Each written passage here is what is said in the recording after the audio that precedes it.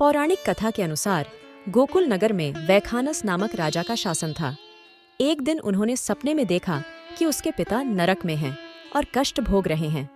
सुबह होते ही उसने अपने दरबार में विद्वानों को बुलाया और उनसे अपने स्वप्न के बारे में बताया।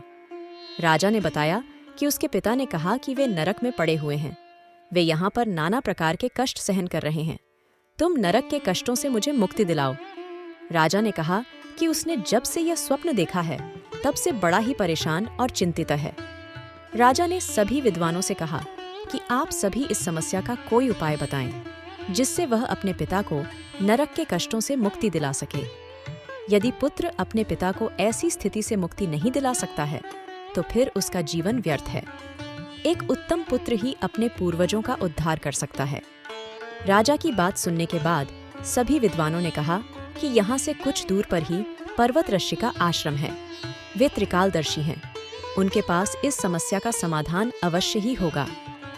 राजा अगले दिन पर्वत ऋषि के आश्रम में पहुंचे।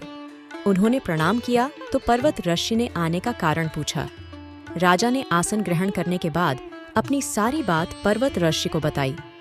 तब पर्वत ऋषि ने अपने तपोबल से उनके पिता के पूरे जीवन को देख लिया। पर्वत ऋषि ने राजा से कहा कि उन्होंने तुम्हारे पिता के किए गए पाप को जान लिया है। पूर्व जन्म में उन्होंने काम के वशीभूत होकर एक पत्नी को रति दी, लेकिन सौत के कहने पर दूसरी पत्नी को ऋतुदान नहीं दिया। उस पाप कर्म की वजह से वे नरक के दुख भोग रहे हैं। इस पर राजा ने इससे मुक्ति का उपाय पूछा।